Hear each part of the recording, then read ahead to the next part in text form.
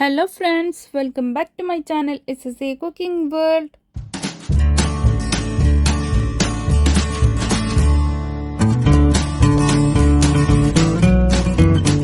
ഇന്ന് ഞാൻ നിങ്ങളുടെ മുമ്പിൽ വന്നിട്ടുള്ളത് നല്ല ടേസ്റ്റിയും വെറൈറ്റി ആയിട്ടുള്ള ഒരു സ്നാക്കിൻ്റെ റെസിപ്പിയാണ് കേട്ടോ.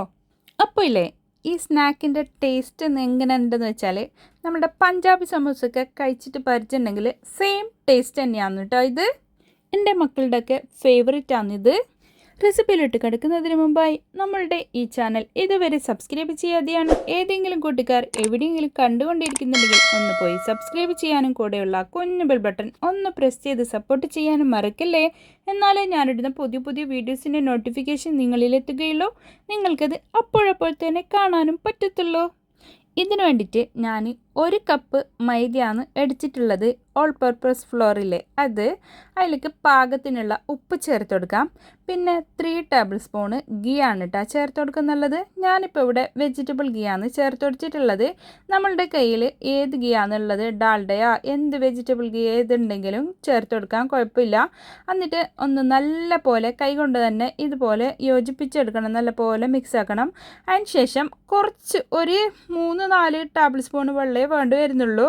ഇതിനെ ഇതുപോലെ ചപ്പാത്തിയുടെ രൂപത്തിലാക്കിയിട്ട് കുഴച്ചെടുക്കാൻ വേണ്ടി ചപ്പാത്തി മാവിൻ്റെ രൂപത്തിൽ.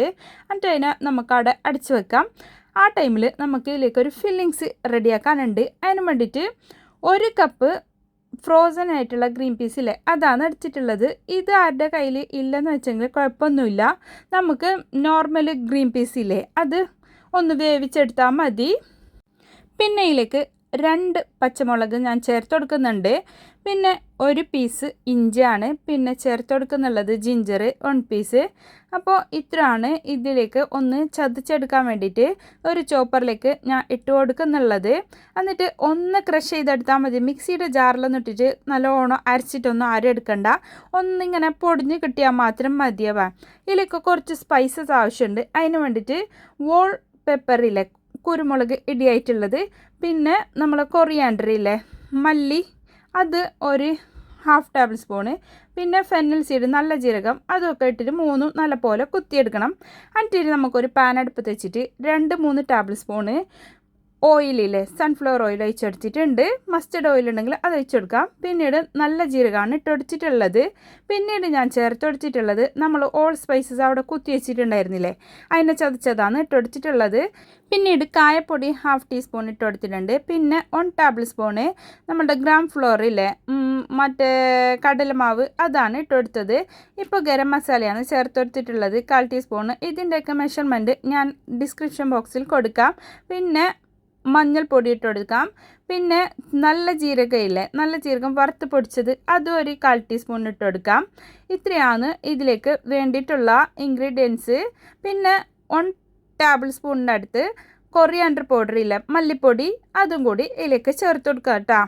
ഈ സമയത്ത് തന്നെ പാകത്തിനുള്ള ഉപ്പും കൂടി ചേർത്ത് കൊടുക്കാം. എന്നിട്ടിട്ട് നമ്മൾ അവിടെ ഒന്ന് ക്രഷ് ചെയ്ത് വെച്ചിട്ടുണ്ടായിരുന്ന ആ ഗ്രീൻ പീസിലെ അതുകൂടി ഇതിലേക്ക് ഇട്ട് കൊടുക്കുക കേട്ടോ. ഇതിൻ്റെ പച്ചമുളകൊക്കെ മാറിച്ചായിട്ട് നമുക്ക് ഇത് ഇട്ട് കൊടുത്തിട്ട് ഇതിനെ ഒന്ന് നല്ല പോലെ മിക്സ് ചെയ്തെടുക്കണം. ഈ മസാലകളുടെ കൂട്ടൊക്കെ അതിലേക്ക് യോജിക്കുന്ന പോലെ. എന്നിട്ട് ഒരു 1.5 പൊട്ടാറ്റോ ഞാൻ അവിടെ വേവിച്ച് വെച്ചിട്ടുണ്ടായിരുന്നു, അതിനെ ഇതിലേക്ക് ഇട്ടിട്ട് നല്ല പോലെ ഉടച്ചെടുക്കണം കേട്ടോ ആദ്യ കയ്യിൽ. എന്നിട്ടായിട്ട് ഇങ്ങനെ നല്ല പോലെ മിക്സ് ചെയ്തെടുത്താൽ മതി. ഇത്രയേ ഉള്ളൂ നമ്മളുടെ ഫില്ലിങ്സ് റെഡി. ആ ടൈമിൽ നമ്മൾക്ക് ഓയിൽ അവിടെ ചൂടാക്കാൻ വെച്ചിട്ടുണ്ട്, ചീനച്ചട്ടി വെച്ചിട്ട്. എന്നിട്ട് നമുക്ക് ഇതിനെ പരത്തിയെടുക്കണം. അതാണ് മെയിൻ പണിയുള്ളത്. അത്രയേ ഉള്ളൂ, വേറെ പണിയൊന്നുമില്ല. ഇതിൻ്റെ മെയിൻ പണിയെന്ന് ഇത് മാത്രമേ ഉള്ളൂ. എന്നിട്ട് ഇത് നല്ല പോലെ തെളുപ്പാക്കിയിട്ട് തന്നെ നമ്മൾ പരത്തിയെടുക്കണവ. എന്നിട്ട് ഇതിൻ്റെ മേലേക്ക് ഗീയില്ലേ വെജിറ്റബിൾ ഗീ തന്നെ അതിനെ ഒന്ന് സ്പ്രെഡ് ചെയ്ത് കൊടുക്കാം. അതിൻ്റെ മേലേക്ക് നമ്മൾക്ക് ഓൾ പർപ്പസ് ഫ്ലോറില്ല മൈദപ്പൊടി അതിനൊന്ന് തൂവി കൊടുക്കാം. എന്നിട്ട് ഇത് 2 സൈഡിൽ ഇങ്ങനെ മടക്കി കൊടുക്കാം. എന്നിട്ട് ഇതിൻ്റെ മേലേക്കും ഞാൻ ഗീയും അതുപോലെ തന്നെ മൈദപ്പൊടിയും ഇങ്ങനെ തൂവി കൊടുക്കുന്നുണ്ട്. അതിന് ശേഷമാണ് വീണ്ടും ഞാൻ അതിനെ മടക്കി കൊടുക്കുന്നുള്ളത്. ഇതിൽ കാണുന്ന പോലെ സെയിം തന്നെ ചെയ്തെടുക്കണം കേട്ടോ, എന്നാലേ നമുക്ക് ആ പെർഫെക്റ്റ് ഇങ്ങനെ റോളായിട്ട് കിട്ടുള്ളൂ. എന്നിട്ട് ഇതാ ഒന്നുകൂടി അതിനെ നീട്ടിയിട്ട് പരത്തി കൊടുക്കാം. അതിൻ്റെ മേലേക്കും ഞാൻ അതുപോലെ തന്നെ സ്പ്രെഡ് ചെയ്ത് കൊടുക്കുന്നുണ്ട് ഗീയും അതുപോലെ തന്നെ ഓൾ പർപ്പസ് ഫ്ലോറും. എന്നിട്ട് നമുക്ക് ഇതിനെ ടൈറ്റിലായിട്ട് തന്നെ ഇങ്ങനെ ചുരുട്ടി എടുക്കണവേ. ഇപ്പോൾ ഈ ടൈമിൽ ഈ ചുരുട്ടിയിട്ട് എടുക്കുന്നില്ലേ, ആ ടൈമിൽ നമുക്ക് മൈദയും അതുപോലെ തന്നെ ഗീയും ചേർത്ത് കൊടുത്തില്ല കുഴപ്പമില്ല, കുറച്ച് വെള്ളം തടുവി കൊടുത്താലും മതി. അന്നെങ്കിൽ നല്ല പോലെ ഒട്ടിയിട്ട് കിട്ടുന്നുണ്ട് ഇതിങ്ങനെ പരത്തുന്ന ടൈമിൽ.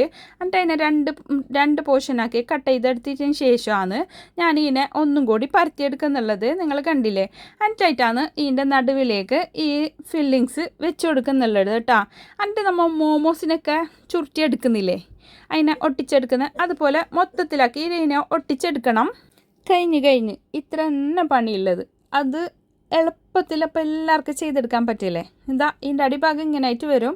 കുറച്ചും കൂടി സോഫ്റ്റ് ഉണ്ടെങ്കിൽ അടിഭാഗം നല്ല പോലെ ഒട്ടിയിട്ട് ഇങ്ങനെ റൗണ്ട് ഷേപ്പായിട്ടൊക്കെ വരും. അപ്പോഴത്തേനും നമ്മളുടെ ഓയിൽ ഇവിടെ ചൂടായി കിട്ടിയിട്ടുണ്ട്. ഇതിലേക്ക് ഞാൻ സൺഫ്ലവർ ഓയിലാണ് ഒഴിച്ച് കൊടുത്തിട്ടുള്ളത്. അപ്പോൾ അത് ചൂടായി വന്നതിന് ശേഷമാണ് ഞാൻ ഇവിടെ ആ ബോൾസാക്കി വെച്ചിട്ടുണ്ടായിരുന്ന ആ സ്നാക്ക് ഇതിലേക്ക് ഇട്ട് കൊടുക്കുന്നുള്ളത്. ഓരോ സൈഡും മൊരിഞ്ഞ് വരുമ്പോഴേക്ക് മറ്റേ സൈഡും ആക്കിയിട്ട് ഇട്ടിട്ട് നമുക്ക് ഇതിനെ മൊരിച്ചെടുക്കാം. പ്രത്യേകം ശ്രദ്ധിക്കണം, ഫ്ലെയിം ഹൈ ഫ്ലെയിമിൽ വെച്ചിട്ട് എപ്പോഴും നമുക്ക് സ്നാക്കൊക്കെ ഉണ്ടാക്കുന്ന ടൈമിൽ നമ്മൾ ഉണ്ടാക്കാൻ പാടില്ല കേട്ടോ. മീഡിയം ഫ്ലെയിമിൽ വെച്ചിട്ട് തന്നെ വേണം നമ്മൾ ഇതൊക്കെ ഇങ്ങനത്തെയൊക്കെ സ്നാക്കൊക്കെ ഉണ്ടാക്കിയെടുക്കാൻ.